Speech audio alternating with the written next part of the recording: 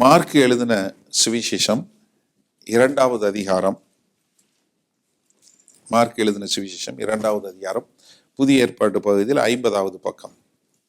Mark எழுதின சுவிசேஷம் 2வது அதிகாரம். நம்ம 23 3வது அதிகாரம் 6வது வசனத்தில் உள்ள காரியங்களை குறித்து ஒரு 2 வாரங்களுக்கு முன்பாக பார்த்தோம். இந்த பரிசேயருக்குள்ள உள்ள குணம் நம்ம கிட்ட இருக்குதான்னு சொல்லி இன்றைக்கு அதிலிருந்து ஒரு 2 வசனங்களை வாசித்து விட்டு நம்ம அதை குறித்து பார்ப்போம். உங்களால் எழும்பி நிற்க முடியும்னா எழும்பி நின்று இந்த மார்க் 2வது அதிகாரம் 27, 28 நாம் எல்லோரும் சேர்ந்து வாசித்து விட்டு நம்ம இதை குறித்து ஆராய்வோம். மார்க் 2:27 வாசிப்போமா? பின்பு அவர்களை நோக்கி, மனுஷன் ஓய்வு நாளுக்காக உண்டாக்கப்படவில்லை, ஓய்வு நாள் மனுஷனுக்காக உண்டாக்கப்பட்டது. ஆகையால் மனுஷகுமாரன் ஓய்வு நாளுக்கும் ஆண்டவராய் இருக்கிறார் என்றார். ஆமேன். உட்காருங்கள். அதாவது இந்த காரியத்தை குறித்து நம்ம முன்னாடி பார்த்தோம். எப்படி அந்த ஓய்வு நாள் அன்றி இவங்க என்ன பண்ணாங்க, பரிசேயர்கள் ஆண்டவராக இயேசு கிறிஸ்துவோடு பின்தொடர்ந்து வந்து இவர் என்ன தவறு செய்கிறார் அப்படிங்கிறத பார்க்கிறதாக வந்ததை நம்ம பார்த்தோம். அப்ப அவங்களுடைய முக்கியமான பிரதான காரியம் என்னவா இருந்ததுன்னா, இவர் ஓய்வு நாளை மீறுகிறாரா இல்லையா. இதுல ஒரு காரியம் நன்றாக தெரிஞ்சு கொள்ள வேண்டும். ஓய்வு நாள் அன்னைக்கு நீங்க மொத்தம் 3000 அடி தான் நடக்கலாம். 1999 ஸ்டெப்ஸ் தான் வைக்கலாம். எத்தனை? 2000 வைக்கக்கூடாது. 1999 தான் வைக்கணும். ஆனா இவர்களும் பரிசேயர்களும் நடந்து வர்றாங்க. ஆனா ஆண்டவர்கிட்ட இதை சொல்லலையேன்னா அவங்களும் அதை மீறிட்டாங்க. அப்ப இவங்ககிட்ட சொல்லும்போது ஆண்டவர் அவங்கள பார்த்து என்ன சொல்றாரு, ஓய்வு நாளுக்காக மனுஷன் படைக்கப்படவில்லை, மாறாக ஓய்வு நாள் எதற்காக படைக்கப்பட்டது? மனுஷனுக்காக படைக்கப்பட்டது அப்படின்னு சொல்றார். இந்த ஓய்வு நாளை குறித்து ஷாபத் இல்ல ஷபாத் அப்படின்னு சொல்லக்கூடிய இதை குறித்து பலவிதமான கருத்துக்கள் உண்டு. நீங்க பார்த்துருப்பீங்க, உங்களுக்கு எவ்வளவு பேருக்கு தெரியும் தெரியல. இந்த 7th டே அட்வென்டிஸ்ட்னு சொல்லக்கூடிய ஒரு அமைப்பை குறித்து பார்த்துருப்பீங்க. அவங்க ரொம்ப ஆண்டவருக்காக ஜெலஸா வாழக்கூடியவங்கன்னு சொன்னாலும் அவங்க ஒரு கல்ட்டுன்னு சொல்லக்கூடியதாக இருக்கிறதுக்கு நான் 2 காரணத்தை சொல்லுவேன். ஒன்று அவங்களுடைய நிறுவனர் எலன் ஜி ஒயிட் அப்படின்னு சொல்லக்கூடிய அந்த சகோதரி சொன்னவைகள் அவங்களும் தேவனுடைய வார்த்தையை சொன்னாங்கன்னு சொல்லி அவங்க வேத வார்த்தைக்கு கொஞ்சத்தை சேர்த்துக்கிட்டாங்க. அதற்கப்புறம் என்னன்னா, அவங்க ஞானஸ்தானம் எடுக்கும்போது அவங்க இன்னொரு அறிக்கை என்ன தெரியுமா சொல்லணும், அவங்களுடைய அமைப்பாகிய 7th டே அட்வென்டிஸ்டுடைய கொள்கைகளுக்கும் நான் கீழ்ப்படிவேன்னு சொல்லி எடுக்கணும். ஆண்டவராகிய இயேசு கிறிஸ்து பிளஸ் அதனோட எதை சேர்த்தீங்கனாலும் அது சுவிசேஷம் கிடையாது. நல்லா தெரிஞ்சு கொள்ளுங்க. ஆண்டவராகிய இயேசு கிறிஸ்து ஒருவர் தான் வழி, அது மாத்திரம்தான். அதுல எதை சேர்த்தாலும் கூட்டினாலும் குறைச்சாலும் அது உண்மையான வழி கிடையவே கிடையாது. இதை நம்ம புரிஞ்சு கொள்ளணும். இப்போ அவங்க சமீபத்தில் ஒரு 1994வது வருஷம் நினைக்கிறேன், கிளியர் வேர்ட் ஆஃப் காட்னு சொல்லி ஒரு பைபிள் ரிலீஸ் பண்ணியிருக்காங்க. அதில் அவங்க எல்லாத்தையும் சேர்த்து அவங்களுக்கு என்ன வேணுமோ அதெல்லாம் சேர்த்து போட்டு அவங்க இப்போ வச்சிருக்கிறது வேற பைபிள். நீங்கள் நல்லா யாராவது 7th டே அட்வென்டிஸ்ட்ல உள்ளவங்க ஆன்லைனில் பார்த்தீங்கன்னா நீங்கள் போய் நல்லா அந்த கேள்விகளை கேளுங்க, நீங்கள் பாருங்க. ஏன்னா வேத வசனத்தினோட எதையுமே சேர்க்கக்கூடாது. ஏன்னா அந்த 7ஆம் நாள் அதில் இருக்கணும்னு சொல்லக்கூடியதை ஒரு காரியத்தை அவங்க எடுத்து அதை பிரதானப்படுத்தி இதை செய்கிறாங்க. நம்ம இந்த 7ஆம் நாள் என்ன, இந்த ஓய்வு நாள் எதற்காக படைக்கப்பட்டது, இந்த ஓய்வு நாள் எப்படி அந்த பழைய ஏற்பாட்டில் அனுசரிச்சாங்க, நமக்கு இன்னைக்கு அந்த ஓய்வு நாள் என்ன, நம்ம ஏன் ஞாயிற்றுக்கிழமை கூடுறோம், இதை குறித்து இன்றைக்கு பார்த்தோம்னா உங்களுக்கு அங்கே தெரிஞ்சிடும் ஏன் பரிசேயர்கள் என்ன தப்பு பண்ணாங்க, நம்ம அதை எப்படி பண்ணாமல் இருக்க முடியும்னு புரிஞ்சு கொள்ளலாம். யாத்திராகமம் 20வது அதிகாரம் 8வது வசனத்திலிருந்து வாசிங்க. யாத்திராகமம் 20வது அதிகாரம் 8வது வசனத்துல யாத்திராகமம் 20வது அதிகாரம் என்னன்னா 10 கற்பனைகளை குறித்து சொல்லுகிறது. சரியா? இதுல 4வது கற்பனை தான் இந்த 8வது அதிகாரத்துல 8வது வசனத்திலிருந்து 11வது வசனம் வரைக்கும் வாசிங்க. ஓய்வு நாளை பரிசுத்தமாய் ஆசரிக்க நினைப்பாயாக, 6 நாளும் நீ வேலை செய்து உன் கிரியைகளை எல்லாம் நடப்பிப்பாயாக. ஏழாம் நாளோ ஏழாம் நாளோ உன் தேவனாகிய கர்த்தருடைய ஓய்வு நாள். உன் தேவனாகிய கர்த்தருடைய ஓய்வு நாள். அதிலே நீயோ உன் குமாரனானாலும் ஆ, உன் குமாரத்தி ஆனாலும் உன் வேலைக்காரன் ஆனாலும் உன் வேலைக்காரி ஆனாலும் உன் மிருக ஜீவனானாலும் உன் வாசல்களில் இருக்கிற அந்நியனானாலும் யாதொரு வேலையும் செய்ய வேண்டாம். கர்த்தர் 6 நாளைக்குள்ளே வானத்தையும் பூமியையும் சமுத்திரத்தையும் அவைகளில் உள்ள எல்லாவற்றையும் உண்டாக்கி 7ஆம் நாளிலே ஓய்ந்திருந்தார். 7ஆம் நாளிலே ஓய்ந்திருந்தார். ஆகையால் கர்த்தர் ஓய்வு நாளை ஆசீர்வதித்து ஓய்வு நாளை ஆசீர்வதித்து அதை பரிசுத்தமாக்கினார். இங்க ஏதாவது நீங்க ஓய்வு நாள்ல ஆண்டவர் ஆராதிக்கணும்னு இருக்கா? கொடுத்த கற்பனையில ஓய்வு நாள்ல ஆராதிக்கணும்னு இருக்கா? இல்ல. முதலாவது என்னன்னா, ஓய்வு நாள்ல நீ ஓய்ந்திருக்க வேண்டும், நீ வேலை செய்யக்கூடாது அப்படின்னு ரொம்ப தெளிவா சொல்லி இருக்கிறாரு. ஏன்னா ஆண்டவரும் அப்படித்தான் ஓய்ந்திருந்தார். இந்த 10 கற்பனைகள்ல முதலாவது உள்ள 4 கற்பனைகள் நமக்கும் தேவனுக்கும் உள்ள உறவு குறித்தது. மீதி உள்ள 5 கற்பனைகள் என்னன்னா நமக்கும் மற்றவர்களுக்கு உள்ளது. இந்த கடைசி கற்பனை 10வது கற்பனை என்னன்னா நமக்கு உள்ளுக்குள்ள உள்ளது, நம்மளை சார்ந்தது, நம்ம இருதயத்தை சார்ந்தது. ஆனா இந்த 4வது கற்பனை பார்த்தீங்கன்னா என்ன சொல்லியிருக்கு? நீ ஓய்வு நாளை அனுசரிக்க வேண்டும் என்று. ஏன்னா ஓய்வு நாள்ல நீங்க ஒரு காரியமும் செய்யக்கூடாது அப்படிங்கிறத ஆண்டவர் தெளிவாக சொல்லி கொடுக்கிறார். நீங்க இன்னொரு காரியத்தையும் சொல்லிடுறேன் இப்பவே. இந்த 10 கற்பனைகள்ல புதிய ஏற்பாட்டுல 9 கற்பனைகளை எல்லா இடத்துலையும் சொல்லப்பட்டிருக்கு. வேறு விதமாகவோ ஏதோ ஒரு விதமா சொல்லப்பட்டிருக்கு. ஆனா அந்த ஓய்வு நாள் கற்பனை மட்டும் புதிய ஏற்பாட்டுல எங்கேயுமே சொல்லப்படலை. நீங்க எடுத்து போய் நல்லா இந்த கண்ணோட்டத்துல வாசிச்சு பாருங்க. புதிய ஏற்பாட்டுல இந்த ஓய்வு நாளை பற்றி சொல்லவே இல்லை. இப்ப ஆண்டவர் இந்த ஓய்வு நாளை கொடுக்கிறார். இந்த ஓய்வு நாள்ல எதுவும் செய்யக்கூடாது அப்படின்னு சொல்லி. இந்த ஓய்வு நாள்ல செஞ்சா என்ன ஆகும் அப்படின்னு பாத்தீங்கன்னா, என்னாகமம் 15வது அதிகாரத்துக்கு திருப்பி கொள்ளுங்க. என்னாகமம் 15வது அதிகாரத்துல இந்த ஓய்வு நாள்ல ஒருத்தன் போய் என்ன பண்றான்? சாப்பாடுக்காக விறகு பொறுக்கிறான். அவனுக்கு என்ன நடக்குது பாருங்க. 22வது வசனத்துல இருந்து 32வது வசனத்துல இருந்து 36வது வசனம் வரைக்கும் உள்ளது பாருங்க. என்னாகமோ 15வது அதிகாரம் 32லிருந்து 36 வரை. இஸ்ரவேல் புத்திரர் வனாந்திரத்தில் இருக்கையில் ஓய்வு நாளில் விறகுகளை பொறுக்கிக் கொண்டிருந்த ஒரு மனிதனை கண்டுபிடித்தார்கள். விறகுகளை பொறுக்கின அந்த மனிதனை கண்டுபிடித்தவர்கள் அவனை மோசே, ஆரோன் என்பவர்களிடத்திற்கு சபையார் அனைவரிடத்திற்கும் கொண்டு வந்தார்கள். அவனுக்கு செய்ய வேண்டியது இன்னதென்று தீர்க்கமான உத்தரவு இல்லாதபடியினால் அவனை காவலில் வைத்தார்கள். கர்த்தர் மோசேயை நோக்கி, அந்த மனிதன் நிச்சயமாய் கொலை செய்யப்பட வேண்டும், சபையார் எல்லாரும் அவனை பாளையத்திற்கு புறம்பே கல்லெறிய கடவர்கள் என்றார். அப்பொழுது சபையார் எல்லாரும் கர்த்தர் மோசேக்கு கட்டளையிட்டபடியே அவனை பாளையத்திற்கு புறம்பே கொண்டு போய் கல்லெறிந்தார்கள். அவன் செத்தான். பின்னும் கர்த்தர், அதாவது என்னன்னா, ஓய்வு நாள்ல போய் விறகு பொறுக்கிட்டு வர்றான் ஒருத்தன். நல்லா கவனிங்க. ஒரு ஓய்வு நாள்ல போய் விறகு பொறுக்கிட்டு வர்றான். வந்தவனை பாத்துறாங்க, இவன் விறகு பொறுக்கிட்டான். என்ன? ஓய்வு நாள்ல விறகு பொறுக்கிட்டான். இவனை என்ன பண்றது? கொண்டு வையின்னு வச்சுட்டு என்ன பண்ணனா, இவனை கல்லெறிஞ்சு கொல்லணும். கல்லெறிஞ்சு கொண்டுட்டாங்க ஓய்வு நாள்ல விறகு பொறுக்கினதுக்காக.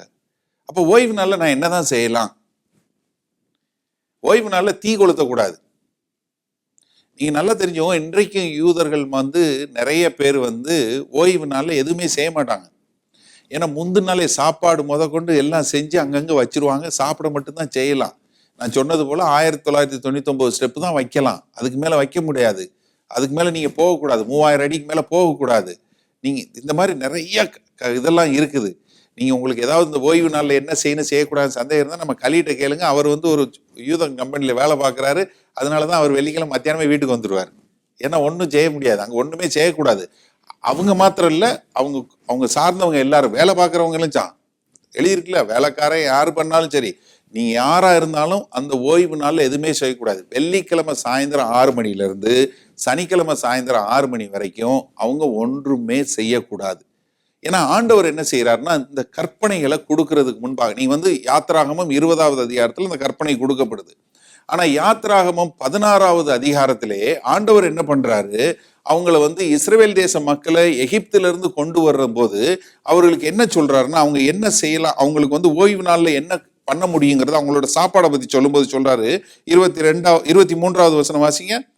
22 இருந்து வாசிங்க. யாத்திராகமம் 16, 22, 23 வாசிங்க. 6ஆம் நாளில் தலைக்கு 2 ஓமர் விதமாக இரட்டத்தனையாய் ஆகாரம் சேர்த்தார்கள். அப்பொழுது சபையின் தலைவர் எல்லாரும் வந்து அதை மோசேக்கு அறிவித்தார்கள். அவன் அவர்களை நோக்கி, கர்த்தர் சொன்னது இதுதான். கர்த்தர் சொன்னது இதுதான். நாளைக்கு கர்த்தருக்குரிய பரிசுத்த ஓய்வு நாள் ஆகிய நாளை கர்த்தருக்குரிய பரிசுத்த நாளான ஓய்வு நாளாய் இருக்கிறது. நீங்கள் சுட வேண்டியதை சுட்டு வேவிக்க வேண்டியதை வேவித்து மீதியா இருக்கிறது எல்லாம் நாளை மட்டும் உங்களுக்காக வைத்து வையுங்கள் என்றார். மோசே கட்டளையிட்டபடியே அதை மறுநாள் வரைக்கும் வைத்து வைத்தார்கள். அப்பொழுது அது நாரவும் இல்லை, அதிலே பூச்சி பிடிக்கவும் இல்லை.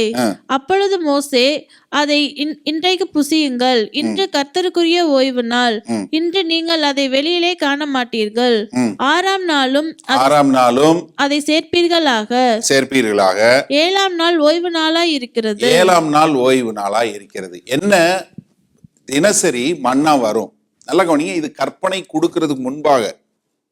எப்படி கற்பனை கொடுக்கிறதுக்கு முன்பாகவே 10 கட்டளைகள் கொடுத்தது யாத்திராகமம் 20வது அதிகாரத்துல. 16வது அதிகாரத்துல என்ன சொல்றாரு, நீ வந்து வெளியே வந்துட்ட, உனக்கு வானத்துல இருந்து மன்னா வரப்போகுது, நீ தினசரி எடுத்துக்கலாம்.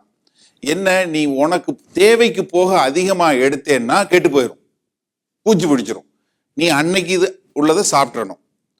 ஆனா 6வது நாள் மாத்திரம் நீ என்ன பண்ணணும், 2 மடங்கு எடுத்துக்கொள்ளணும்.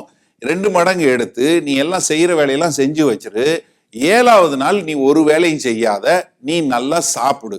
இந்த 6வது நாள் பிறக்கிற மன்னா மாத்திரம் கெட்டு போகாது, பூச்சி பிடிக்காது, வீசி போகாது. ஆனா மீதி நாள் எடுத்தீங்கன்னா, சரி நாளைக்கும் சேர்த்து இருக்கட்டும் சொல்லி எடுத்து வச்சீங்கன்னா அது கெட்டு போயிடும். இப்போ கற்பனைகள் கொடுக்கறதுக்கு முன்பே ஆண்டவர் என்ன சொல்றாரு, உனக்கு 7வது நாள் ஓய்வு அப்படின்னு சொல்லி கொடுக்கிறாரு. இது வந்து மனுஷனுக்கு, யாரு, மனுஷனுக்கு. அதே மாதிரி இடத்துக்கும் சொல்றாரு. லேவியராகமம் 16வது அதிகாரம்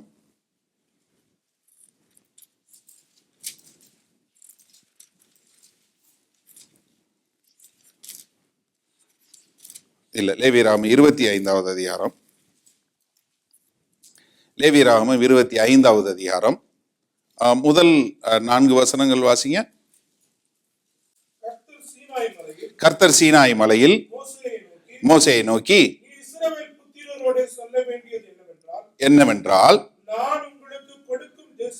நான் உங்களுக்கு கொடுக்கும் தேசத்திலே நீங்கள் போய் சேர்ந்திருக்கும் போது நல்ல கவனிங்க, தேசமும் கர்த்தருக்கென்று ஓய்வு கொண்டாட வேண்டும். முதல்ல மனுஷனுக்கு சொல்லிட்டாரு, இப்ப என்ன சொல்றாரு, தேசமும், அதாவது இடமும், லேண்ட், பூமியும் ஓய்வு கொண்டாடணும்னு சொல்லிட்டு. அடுத்த வசனம் வாசிங்க.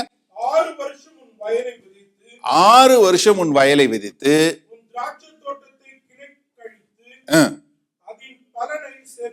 அதன் பலனை சேர்ப்பாயாக. 7ஆம் வருஷத்திலும் கர்த்தருக்கென்று ஓய்ந்திருந்து ஓய்வு தேசத்திற்காக இருக்க வேண்டும். என்ன, பூமியும் ஓய்ந்திருக்கணும். 6 வருஷம் தான் நீ விதைக்கணும். 7வது வருஷம் நீ ஒண்ணுமே செய்யக்கூடாது. 7வது வருஷம் நீ விட்டுரு. ஏதாவது முளைச்சு தானா வந்ததுன்னா, நீங்க வீட்டுல போய் எடுத்து வாசிச்சு பாருங்க. ஏதாவது முளைச்சு வந்ததுன்னா அதை வந்து வழியில போறவங்க வர்றவங்க அவங்க புடுங்கி சாப்பிடட்டும், நீ அதை தொடாத. ஏன்னா அந்த இடம் வந்து இடத்துக்கு ஓய்வு இருக்கணும், நீ ஒன்றும் செய்யக்கூடாது. அப்போ நீங்க உங்களுக்கு கேள்வி வரணும், 6 வருஷம் நான் விதைச்சேன், அப்ப 7வது வருஷத்துக்கு நான் என்ன சாப்பாடு என்ன பண்றது? ஆண்டவர் பாருங்க, 18வது வசனம் வாசிங்க. அதிலே 25வது அதிகாரம் 18, 19 வாசிங்க. என் கட்டளையின்படியே செய்து என் நியாயங்களை கை கொண்டு அவன்படி நடக்க கடவீர்கள். அப்பொழுது தேசத்திலே சுகமாய் கூடியிருப்பீர்கள். பூமி தன் கனியை தரும், சுகமாய் குடிப்பீர்கள். 7ஆம் வருஷத்தில் எதை புசிப்போம்? நல்லா சொல்லிட்டாரு. ஏன்னா 7வது வருஷம் நீ ஒண்ணும் செய்யக்கூடாதுன்னு சொல்லிட்டாரு. அப்ப 7வது வருஷத்துல நாங்க எதை புசிப்போம்? நாங்கள் விதைக்காமலும் விதைத்ததை சேர்க்காமலும் இருக்க வேண்டும் என்று சொல்வீர்களானால், நல்ல கவனிங்க, நான் 6ஆம் வருஷத்திலே உங்களுக்கு ஆசீர்வாதத்தை அனுக்கிரகம் பண்ணுவேன். 3 வருஷத்தின் பலனை தரும். 3ஆம் வருஷம் இல்ல, 3 வருஷத்தின் பலனை தரும். நல்லா கவனிங்க, 6வது வருஷத்துல உங்களுக்கு எவ்வளவு வருமா? பம்பர் கிராப் வருமா? எவ்வளவு? 3 வருஷத்துக்கு. எதுக்கு 3 வருஷத்துக்கு வரணும்? 7வது வருஷத்துக்கு ஒருத்தரம் தானே வரணும்? இல்ல. ஏன்னு கேளுங்க. அடுத்த வசனம் வாசிங்க, அதுல எழுதியிருக்கும் பாருங்க. ஏன்னா நீ 8வது வருஷத்துல நீ விதைப்ப, 9ஆம் வருஷத்துலதான் நீ அறுப்ப. அப்ப உனக்கு 8வது வருஷத்துல இருக்காது. அப்ப உனக்கு என்னன்னா 6வது வருஷத்துல 3 மடங்கு கொடுத்துருவேன். அப்ப நீ 7வது வருஷத்துக்கும் சாப்பிடலாம், 6வது வருஷத்துக்கும் சாப்பிடலாம், 7வது வருஷத்துக்கும் சாப்பிடலாம், 8வது வருஷத்துக்கும் சாப்பிடலாம், 9வது வருஷத்துக்கு 8வது வருஷத்துக்கு போட்டது வந்துடும். ஆண்டவர் எவ்வளவு கணக்கு கரெக்டா கொடுத்துருக்காரு பாருங்க. அதாவது தேசத்துக்கு இது, உனக்கு நீ ஓய்ந்து இருக்கணும். ஆனா இந்த ஓய்வை இவங்க கடைபிடிக்கல. நிறைய பேர் கடைபிடிக்கல, தேசமும் கடைபிடிக்கல, மக்கள் கடைபிடிக்காததுக்கு அவன் செத்தான். தேசம் கடைபிடிக்காததுக்கு என்னாச்சு தெரியுமா? 70 வருஷம் அவங்க வந்து பாபிலோனியர் கீழே அடிமைத்தனத்துக்கு போனாங்க. காரணம் என்னன்னா அவங்க இதுக்கு கீழ்ப்படிஞ்சு விடல. 6வது வருஷம் பம்பர் கிராப் வந்துருச்சு, 3 வருஷத்துக்குரிய வெள்ளாம வந்துருச்சு. உடனே என்ன செய்யறது? அடுத்த வருஷம் போடுவோம். இந்த வருஷம் வெள்ளாம அப்படி வந்துருச்சு, அடுத்த வருஷம் போடுவோம், இன்னும் போட்டு நமக்கு இன்னும் நிறைய வந்துருன்னு சொல்லி 7வது வருஷம் போட ஆரம்பிச்சிட்டான். ஆசை யாரை விட்டுச்சு? யோசிச்சு பாருங்க. உங்களுக்கு தெரியல, நான் கிராமத்துல பிறந்து வளர்ந்தவன். எங்க இதுல வந்து வயல் இருந்தது, எங்களுக்கு சொந்தமா வயல் இருந்தது. இந்த நெல் வயல் இருக்கும்போது இந்த நெல் போட்டுட்டே இருந்தீங்கன்னா ஒரு சீசன் வந்து நெல் போடக்கூடாது. அதுக்கு பதிலாக என்ன போடுவோம்? நிலக்கடலை போடுவோம். யாரும் விவசாயியே இல்லை போல இருக்கு, கடலை போடுவாங்க. ஏன்னா கடலை போட்டா கடலையில உள்ள வேர்ல வந்து இந்த நைட்ரேட் இருக்குன்னு சொல்லி அது வந்து பூமியை மறுபடியும் வந்து அது வந்து நல்ல ஒரு ஃபெர்டைல், அதை வந்து நல்ல ஒரு உரமுள்ளதா மாத்திருன்னு சொல்லி கடலை போடுவாங்க. கடலை போட்ட உடனே அந்த அந்த பூமி வந்து நல்லாயிரும். அதுக்கப்புறம் நீங்க வந்து இது போட்டு பாருங்க, நெல் போடுங்க, நெல் சூப்பரா வரும், நல்ல இதா வரும். இப்போ ஒரு 3 வருஷத்துக்கு ஒருக்க இல்ல 2 வருஷத்துக்கு ஒருக்க இதை மாத்தி போடுவாங்க. நெல் சரியா வரலைன்னா உடனே ஒரு வருஷம் ஒரு கடலை போட்டுட்டு, கடலை வந்து அந்த செடியை அறுத்துட்டு கடலையை பிடுங்கிட்டு கடலையை மட்டும் எடுத்துட்டு அந்த செடியை அதிலே போட்டு அதை வந்து அப்படியே உழுது வச்சிருவாங்க. அப்பதான் வந்து அடுத்த வருஷம் நெல் வரும். நீங்க என்ன ஊர்ல இருந்து வந்தீங்க? உங்களுக்கு விவசாயமும் தெரியல, சிக்கனை பத்தி பேசினாலும் அமைதியா இருக்கிறீங்க, விவசாயத்தை பத்தி பேசினாலும் தெரிய மாட்டேங்குது. சரி, அந்த மாதிரிதான் இருந்தது. ஆனா இவங்க என்ன பண்ணாங்க? வயலுக்கு கொடுக்காதனால ஆண்டவர் என்ன பண்ணாருன்னா அவர்களை வந்து பாபிலோனியர்களும் சிரியர்களும் படையெடுத்து அடிமைத்தனத்தை கொண்டு போனாங்க. அவங்க எத்தனை வருஷம் உள்ள இருந்தாங்க? எவ்வளவு வருஷம் அதுல இருந்தாங்க? எத்தனை வருஷம் அடிமைத்தனத்துல இருந்தாங்க? பாபிலோனியர்கள் கீழே 70 வருஷம் இருந்தாங்க. அது ஏன் அப்படிங்கிறத 2 நாளாகமம் 36வது அதிகாரம், கடைசி அதிகாரம் 36 தான். ஆமா, 36வது அதிகாரம்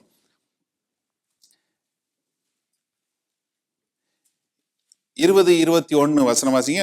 2 நாளாகமம் 36வது அதிகாரம் 20-21. பட்டயத்திற்கு தப்பின மீதியானவர்களை அவன் பாபிலோனுக்கு சிறைப்பிடித்து போனான். பெர்சியா ராஜ்யபாரம் ஸ்தாபிக்கப்படும் மட்டும் அங்கே அவர்கள் அவனுக்கும் அவன் குமாரருக்கும் அடிமைகளாய் இருந்தார்கள்.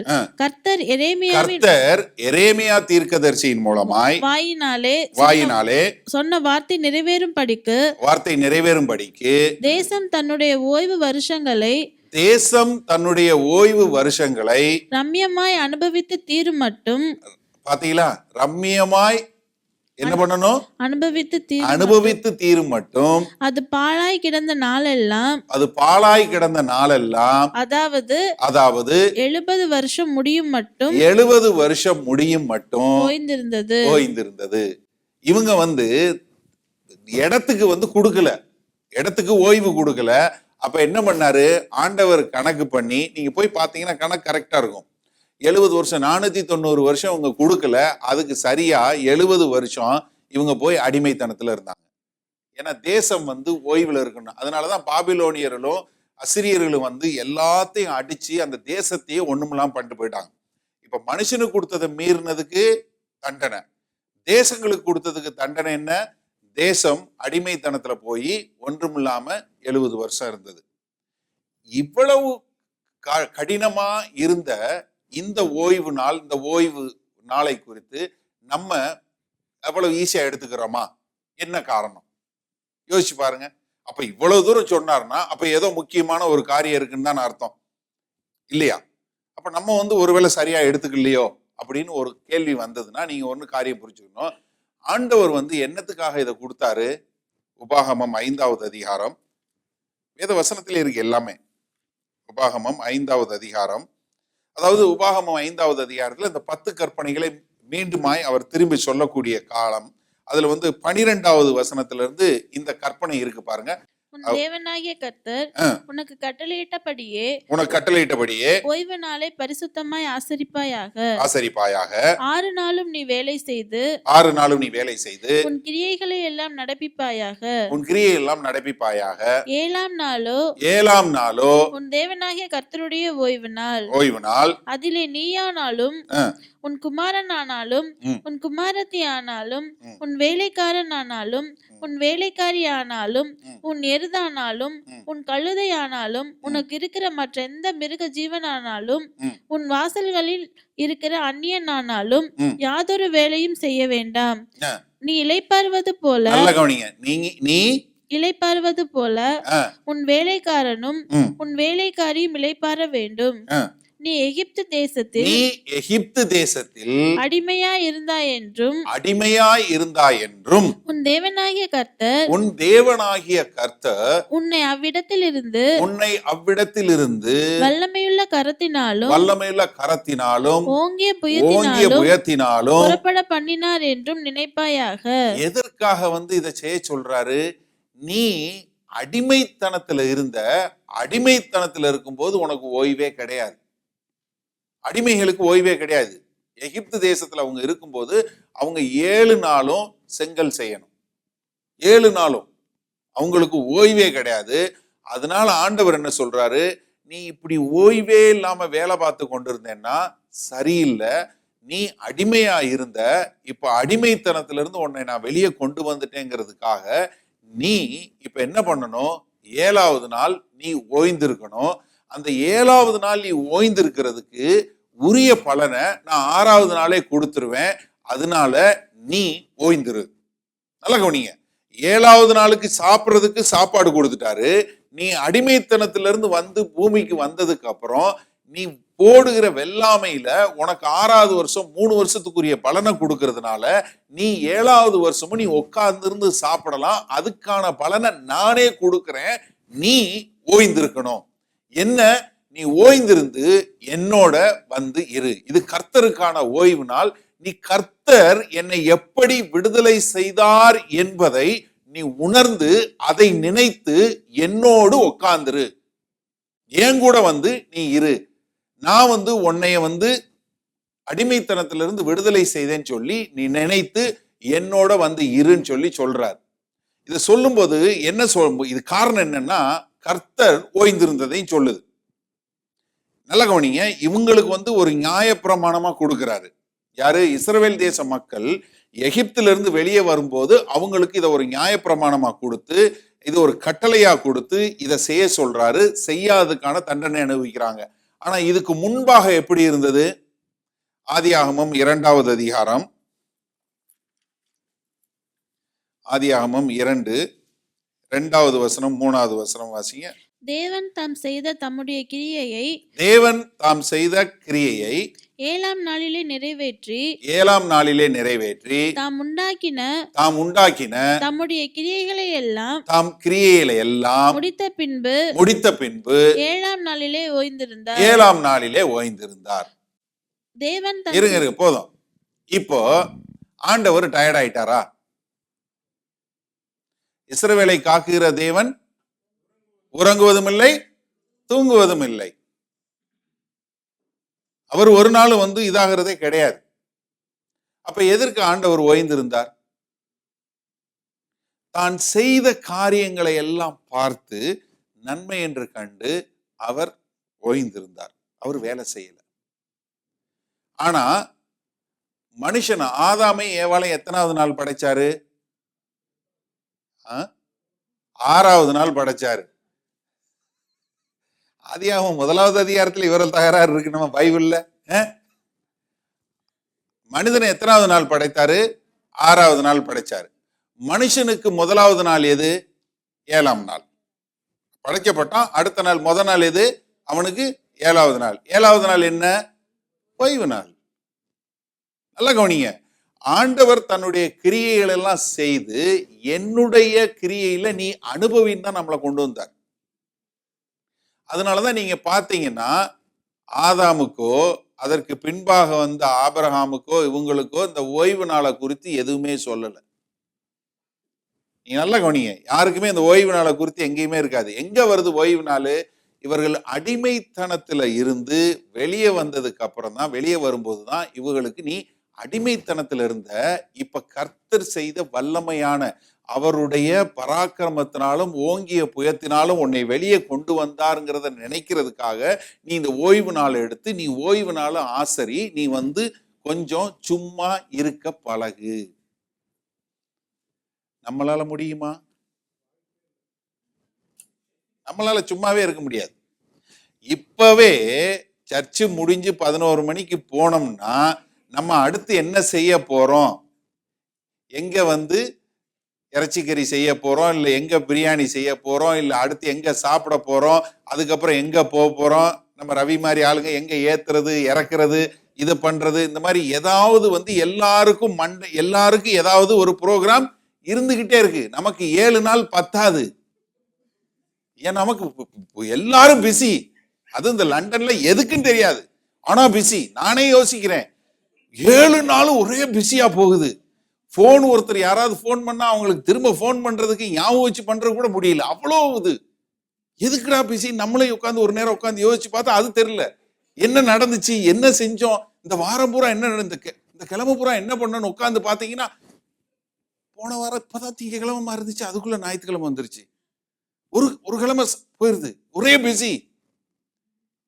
இஸ்ரவேல் தேச மக்களுக்கு அதேதான். என்ன ஆயிட்டாங்க? ஒரே பிஸி ஆயிட்டாங்க. ஆனா இந்த பரிசேயர்கள் என்ன பண்ணிட்டாங்க? இன்னும் ரொம்ப பிஸி ஆயிட்டாங்க. டேய், நீ ஓய்வு நாள ஆசரி. ஏன்னா ஆண்டவர் இந்த மாதிரி பண்ணிட்டாரு, அதனால நீ ஓய்வு நாள ஆசரின்னு சொல்லி, இப்போ ஓய்வு நாள்ல யாராவது ஏதாவது பண்ணுனா நீ இந்த ஓய்வு நாள ஆசரிக்கலன்னு சொல்லி அவர்களை பிடிப்பதாக வந்துட்டாங்க. இன்றைக்கும் நீங்க இஸ்ரவேல் தேசத்துக்கு போனீங்கன்னா ஓய்வு நாள் அன்னைக்கு எதுவுமே செய்ய மாட்டாங்க. இந்த ஆட்டோமேட்டிக் காரியங்கள் நிறைய கண்டுபிடிச்சது பூரா பாத்தீங்கன்னா இஸ்ரவேல் தேச மக்கள் தான். கதவு தானா திறக்குதா? ஏன்? அத பட்டனை தொட்டா வேலை செஞ்சதா அர்த்தம். லிப்ட் தானா கதவு திறக்குதா? தானா கதவு மூடுதா? அதுவும் யார் கண்டுபிடிச்சது? யூதர்கள் கண்டுபிடிச்சது. ஏன்னா இன்றைக்கு நீங்க போய் எருசலேம்ல ஹோட்டல்ல போனீங்கன்னா சாபாத்துன்னு சொல்லக்கூடிய இந்த ஓய்வு நாள்ல ஓய்வு நாளுக்குன்னு ஒரு லிஃப்ட் இருக்கும். அதுல என்னன்னா நீங்க போய் நிற்க தான் செய்யணும், எதுவுமே செய்ய தேவையில்லை. கதவு தானா திறக்கும், கதவு தானா மூடும், எல்லா ஃப்ளோர்லயும் நின்று போகும். ஓய்வு நாள் லிஃப்ட் மாத்திரம். ஏன்னா அவங்க திறந்து பட்டனை தொட்டாங்கன்னா அது வேலை செஞ்சதா அர்த்தம். செய்யக்கூடாது. எந்த அளவுக்கு போயிருச்சு பாருங்க. இப்ப அதனாலதான் இந்த பரிசேயர்கள் என்ன பண்ணிட்டாங்க? ஓய்வு நாளை நீ ஆசரிக்கணும், ஓய்வு நாளை நீ ஆசரிக்கலைன்னா நீ பெரிய குற்றம் பண்ற. இப்ப ஆண்டவராகிய இயேசு கிறிஸ்து பின்னாடி வர்றவங்க இவன் என்ன பண்ணிட்டான்? கருத பிரிச்சு கையில தேடிட்டான். அது வேலை. அப்படியே கொய்து சாப்பிட்டா வேலை கிடையாது. நல்லா கவனிங்க. நீங்க அதை அப்படியே கொய்து சாப்பிட்டா வேலை கிடையாது. இவங்க எடுத்து கையில, நீங்க நல்லா போய் பைபிள் வாசிச்சு பாருங்க. ஏன்னா இந்த சம்பவத்தை, இந்த ஓய்வு நாளை குறிச்சு நீங்க மத்தேயு 12வது அதிகாரத்துல பார்க்கலாம், மார்க் 2:3 பார்க்கிறோம், லூக்கா 11வது அதிகாரத்துல பார்க்கலாம், யோவான் 5வது அதிகாரத்துல பார்க்கலாம், 7வது அதிகாரத்துல பார்க்கலாம். என்ன? இவங்க எடுத்து கருத கசக்கிட்டாங்க. அது வேலை. நீ கருத அப்படியே சாப்பிட்டேன்னா வேலை கிடையாது. அப்ப எந்த அளவுக்கு பாருங்க, இவரை எங்க பிடிக்கலாம்? ஏன்னா ஓய்வு நாளை இவர் ஆசரிக்கவில்லை. அப்ப அப்ப நம்ம என்ன பண்றோம் ஓய்வு நாள? இன்றைக்கு நம்ம ஆண்டவரை பின்பற்றுறோம். ஆண்டவர் ஓய்வு நாளை ஆசரிச்சாரா? ஆமா, ஓய்வு நாள் எல்லாம் சினகாக்கு போனாரு, தேவாலயத்துக்கு போனாரு, ஓய்வு நாள்ல தான் போய் பிரசங்கம் பண்ணாரு, ஓய்வு நாளுக்கு போனாரு. அப்ப நம்ம ஏன் நம்ம இன்னைக்கு ஓய்வு நாளை அனுசரிக்காம நம்ம ஏன் பாஸ்டர் ஞாயிற்றுக்கிழமை கூடுறோம்? நம்ம அப்ப சனிக்கிழமையில இருக்கணும், வெள்ளிக்கிழமை சாயந்தரம் கூடுறோம், அது ஓய்வு நாளுக்கான ஆராதனை, அல்லேலூயா பரவாயில்ல அப்படின்னு உங்களுக்கு ஒரு சிலருக்கு தோணலாம். அல்லேலூயா, நான் வெள்ளிக்கிழமை சர்வீஸ் போறேன், அதனால நான் ஓய்வு நாள் ஆசை இல்ல. நம்ம ஏன் ஞாயிற்றுக்கிழமை கூடுறோம்? ஏன்னா ஆண்டவராகிய இயேசு கிறிஸ்து உயிர்த்தெழுந்தது வாரத்தின் முதல் நாள். அவருடைய ஓய்வுல இருந்தா நம்ம தொடங்குறோம். ஆதாமுக்கு எப்படி அவன் வாழ்க்கை தொடங்கினானோ அதே போல ஆண்டவர் செய்து முடித்தது எல்லாம் முடிந்தது என்று அவர் சிலுவையில உயிர் விட்டு அவர் உயிர்த்தெழுந்த நாள்ல தான் சபை கூட ஆரம்பிச்சது. ஆனா நம்ம இன்னைக்கு ஓய்வு நாளை ஆசரிக்கணுமா ஆசரிக்க கூடாதா? கொலோசியர் 2வது அதிகாரம், கொலோசியர் 2வது அதிகாரம் 16வது வசனம் வாசிங்க. கொலோசியர், ஆகையால் போஜனத்தையும் பானத்தையும் குறித்தாவது பண்டிகை நாளையும் மாத பிறப்பையும் என்னதை குறித்தாவது ஓய்வு நாட்களை குறித்தாவது ஒருவனும் உங்களை குற்றப்படுத்தாதிருப்பானாக. அவைகள் வருங்காரியங்களுக்கு நிழலாயிருக்கிறது, அவைகளின் பொருள் கிறிஸ்து. என்ன அதெல்லாம்? என்ன shadow? the substance is Christ. அதெல்லாம் என்ன காட்டுச்சு? அது நிழலான காரியங்கள். எது நிழலான காரியம்? ஆனா யாரு உண்மையான ஆளு? கிறிஸ்து. அதனாலதான் நம்ம அதை அனுசரிக்க தேவையில்லை. ஏனென்றால் அது எல்லாம் நிழலான காரியங்கள். நம்ம உண்மையானது யாரு? கிறிஸ்து. கலாத்தியர் 3வது அதிகாரம் 27-28 பாத்தீங்கன்னா சொல்லும்போது என்ன? நமக்கு நியாயப்பிரமாணம் என்ன? நமக்கு ஒரு வாத்தியாராக இருந்து கிறிஸ்து என்பவரிடம் கொண்டு போய் சேர்ப்பதாக இருக்கிறது. அதுதான் நமக்கு நியாயப்பிரமாணம் கொடுத்தது. எதுக்காக? நம்ம கிறிஸ்துவை சென்று அடைய வேண்டும் என்பதற்காக தான் நியாயப்பிரமாணம் கொடுக்கப்பட்டது. அப்ப இங்க என்ன சொல்றாரு? நீ யாரு உனக்கு ஓய்வு நாளை குறித்து எதுவும் சொல்லாதபடி நீ பார்த்துக்கொள்னு சொல்லி ரோமர் 14வது அதிகாரத்துல பாருங்க. ரோமர் 14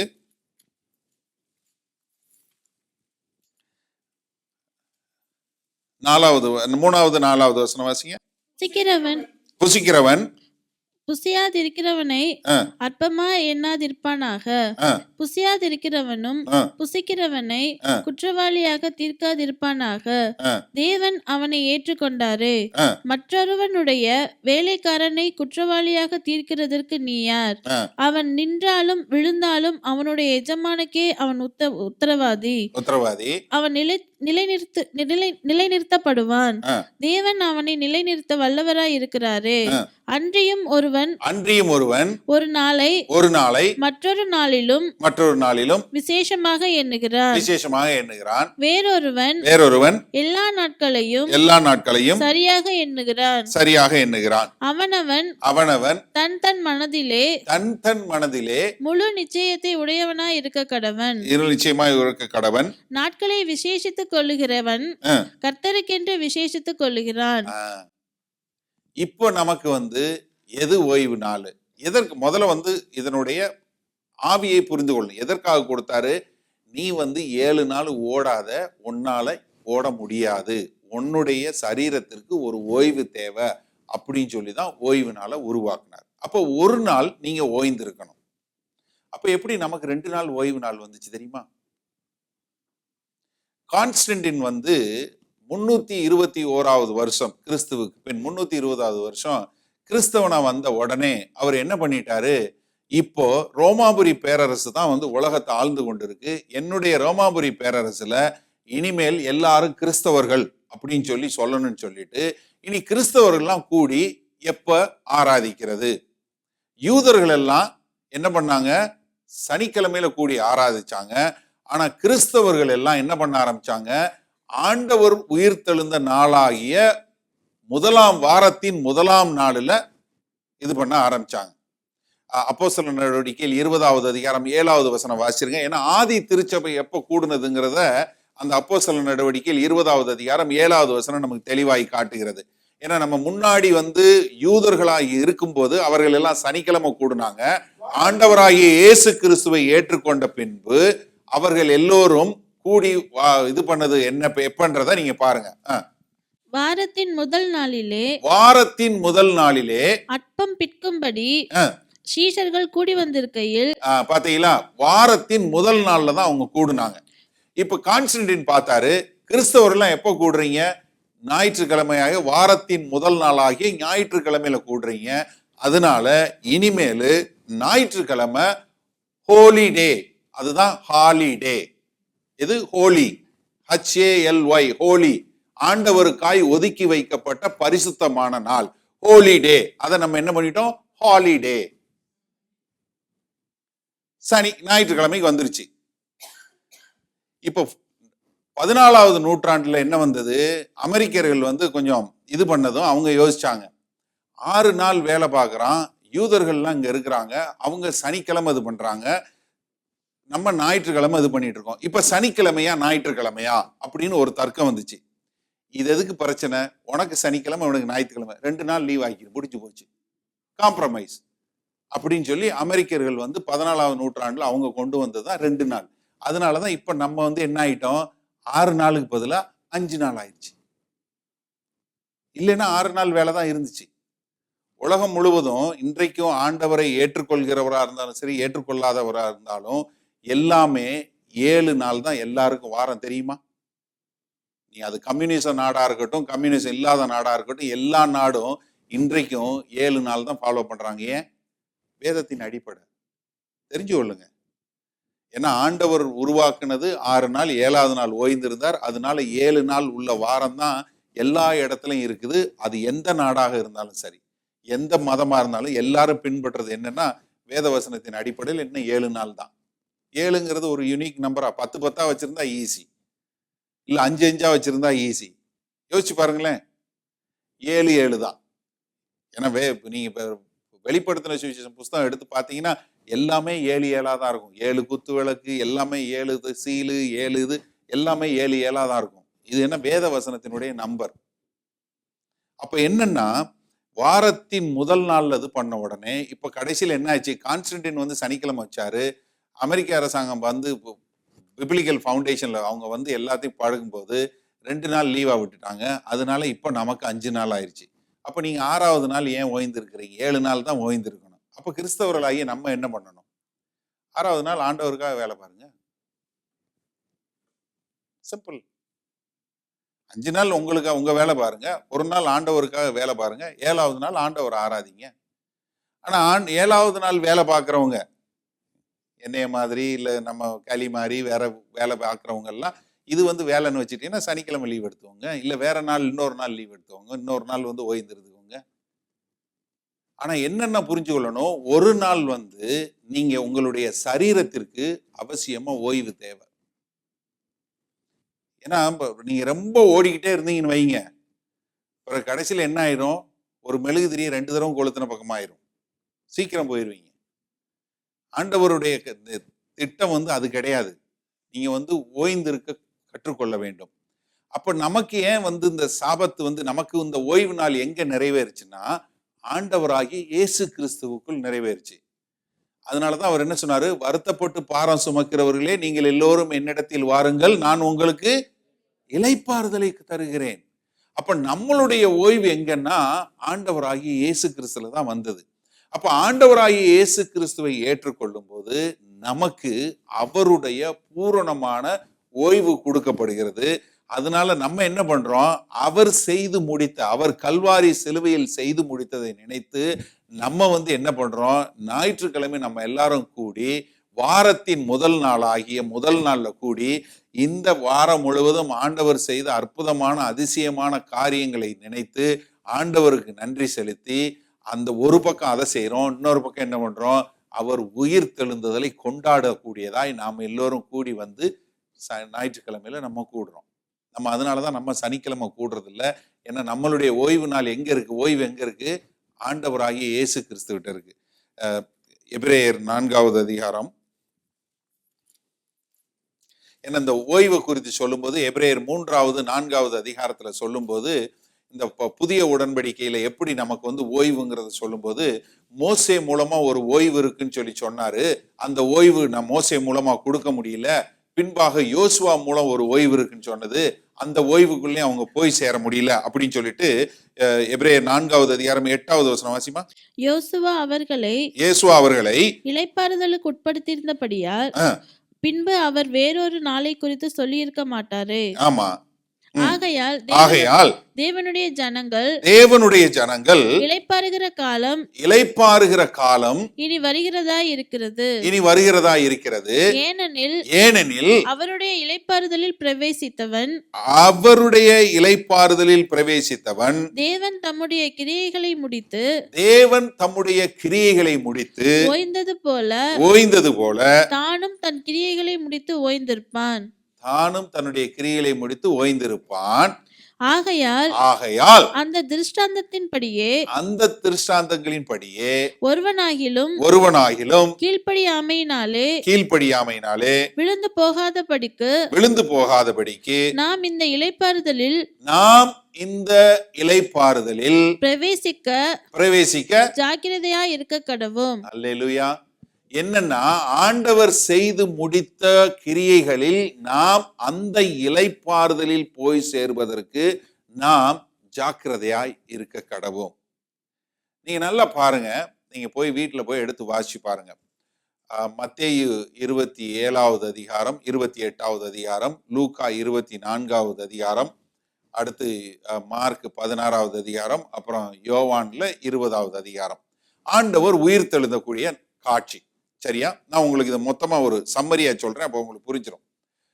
முதலாக மரியாளும் மரி மகதலேனாவும் மற்றும் சலோமி இவங்க எல்லாம் போய் அதிகாலையில போய் பார்க்கறாங்க. கல்லறை திறந்து இருக்கிறது, ஆண்டவர் அங்க இல்லை. அதுக்கப்புறம் மகதலேனாட்ட சொல்றாரு உயிர் தெழுந்துட்டாருன்னு சொல்லி, நீ போய் சீஷர்களுக்கு முன்னாக சொல் அப்படின்னு சொல்றாரு. அவ ஓடி வந்து சொல்றா. அதுக்கப்புறம் பேதுருவும் யோவானும் கல்லறையில பாக்குறாங்க. கல்லறையில் இல்ல, அவங்க கலிலேயாவுக்கு போறாங்க. அதற்குள்ளாக ஆண்டவர் அவர்களுக்கு ஒரு தரிசனத்தை கொடுத்துடுறாரு. அதற்கு பின்பாக எம்மாவூர்ல இருந்து வரக்கூடிய 2 சீஷர்களை வரக்கூடியதை பார்க்கிறோம். அவர்கள் கூட 7 மைல் தூரம் நடந்து வர்றார். 7 மைல் தூரம் நடந்து எருசலேமுக்கு வந்ததுக்கு அப்புறம் அங்க என்ன நடக்குது? அங்க ஆண்டவர் அவர்களுக்கு தான் யார் என்பதை காட்டி கொடுத்துடுறார். காட்டி கொடுத்ததுக்கு அப்புறம் அவங்க உடனே அந்த நிமிஷமே ஓடுறாங்க. நீங்க லூக்கா 24 இந்த ஒரு வசனம் மட்டும் வாசிங்க. லூக்கா 24வது அதிகாரத்துல என்ன ஆண்டவர் தான் யார் என்பதை காட்டுகிறார். அதற்கப்புறம் பாருங்க 32, 33 வாசிங்க. அப்பொழுது அவர்கள் ஒருவரை ஒருவர் நோக்கி, அந்த 2 எம்மாவூர் சீஷர்கள் ஒருவரை நோக்கி, வழியிலே அவர் நம்முடனே பேசி வேத வாக்கியங்களை நமக்கு விளங்கி காட்டின போது நம்முடைய இருதயம் நமக்குள்ளே கொழுந்து விட்டு எரியவில்லையா என்று சொல்லிக்கொண்டு அந்நேரமே எழுந்திருந்து எருசலேமுக்கு திரும்பி போய் 11 அவர்களோடு இருந்தவர்களும் கூடி இருக்க கண்டு எங்க போயிட்டாரு? அப்பவே திரும்ப ஓடி போய் எருசலேமில் உள்ள 11 பேர்கிட்ட போயிட்டாங்க. அங்க மறுபடியும் ஆண்டவர் அவர்களுக்கு காட்சி தருகிறார். பூட்டி இருக்க வீட்டுல உள்ள உட்கார்ந்து இருக்கிறாங்க. அது நீங்க யோவான் 20வது அதிகாரத்துல போய் பாத்தீங்கன்னா அதுக்குள்ள அவர்கள்ட்ட சொல்றாரு, பயப்படாதீங்க, உங்களுக்கு சமாதானம் உண்டாகட்டும் சொல்லி அவங்களுக்கு ஊதி பரிசுத்த ஆவியை பெற்றுக்கொள்ளுங்கள் சொல்லி, என்னை பிதா அனுப்பினது போல உங்களையும் அனுப்புகிறேன்னு சொல்லிட்டு முடிஞ்சிடாரு. பாருங்க, நல்ல இந்த உயிர்த்தெழுந்த நாள் முழுவதும் ஒரே பிஸி ஷெட்யூலா இங்கே அங்கேயும் எல்லா இது பண்ணிட்டு இருக்காரு. அடுத்த ஆண்டவர் எப்போ வர்றாரு? அதுக்கு அடுத்து ஞாயிற்றுக்கிழமை தான் வர்றாரு. ஒரு வாரம் எங்கேயுமே இல்லை. நீ போய் நல்ல வேத வசனத்தை எடுத்து வாசிச்சு பாருங்க. அடுத்து ஒரு வாரம் உயிர்த்தெழுந்த அன்று ஒரே பிஸியா இருக்கு. அதுக்கு அடுத்து வேத வார்த்தையில் எங்க இருக்குன்னா, அடுத்து மறுபடியும் 8வது நாள், அடுத்த 8வது நாள் நீங்க யோவான் 20வது அதிகாரத்துல பாத்தீங்கன்னா எல்லாம் கூடி இருக்கும்போது தோமா மட்டும் இல்லை. முந்தின வாரத்துல அடுத்த ஞாயிற்றுக்கிழமை தான் ஆண்டவர் மறுபடியும் வந்து தோமாட்ட சொல்றாரு, ராஜா நீ என் கை விலா எலும்பையும் பாரு, என் கையிலையும் விரலை விட்டு பாருன்னு சொல்லி சொல்றாரு. இந்த ஒரு வாரம் இல்லவே இல்லை. மறுபடியும் எப்போ வர்றாரு? ஞாயிற்றுக்கிழமை தான் வர்றாரு. நம்ம அதனாலதான் உயிர்த்தெழுந்த ஆண்டவரை இந்த நாள்ல நம்ம நினைவு கூர்ந்து அவரை கூடிதான் இருக்கிறோம். ஆனா இந்த சீஷர்கள், இந்த பரிசேயர்கள் என்ன பண்ணிட்டாங்க? இந்த ஓய்வு நாள அவர் ஆசரிக்கவில்லை என்று சொல்லி அவரை குற்றம் சாட்டுறாங்க. ஆண்டவர் என்ன செஞ்சாரு? ஓய்வு நாள் யாருக்காக படைக்கப்பட்டது? மனுஷனுக்காக படைக்கிறது. ஓய்வு நாளுக்காக மனுஷன் படைக்கப்படவில்லைன்னு சொல்லிட்டு அடுத்து என்ன சொல்றாரு? நானே அந்த ஓய்வு நாளுக்குரியவன். எப்படி சொல்றாரு? நான் தான் அந்த ஓய்வு நாளுக்குரியவன் என்று சொல்லிவிட்டு அவர் சொல்றாரு. சொன்ன உடனே இவங்களுக்கு என்ன வந்துருது? பயங்கர கோபம். இவரை எப்படியாவது கொலை செய்ய வேண்டும் என்று தேடுறாங்க. யோவான் 5வது அதிகாரம் 17வது வசனம் மட்டும் வாசிச்சிருங்களேன், இதோட முடிச்சிருவோம். யோவான் 5:17. அதாவது ஓய்வு நாள்ல வேலை செய்யக்கூடாதுன்னு சொல்லிட்டு சொன்ன உடனே ஆண்டவர் சொல்றாரு, நான் தான் அந்த ஓய்வு நாளுக்குரியவன் சொல்லிட்டு 17வது வசனத்துல சொல்லும்போது இங்க ஒரு இயேசு அவர்களை நோக்கி பரிசேயர்களை நோக்கி, என் பிதா இதுவரைக்கும் கிரியை செய்து வருகிறார். My father is still working. நானும் கிரியை செய்து வருகிறேன் என்றார். நானும் கிரியை செய்து வருகிறேன். எங்க ஆண்டவர் கிரியை நிறுத்தினாரு? 6 நாள் வேலை செஞ்சுட்டு 7வது நாள் கிரியை நிறுத்திட்டாரு. மறுபடியும் எப்ப கிரியை தொடங்கிட்டாரு? என்றைக்கு ஆதாம் கீழே விழுந்தானோ, பாவத்துல விழுந்தானோ, அன்றைக்கு கிரியை தொடங்கிட்டாரு. அதை இன்னும் செய்து கொண்டிருக்கிறார்.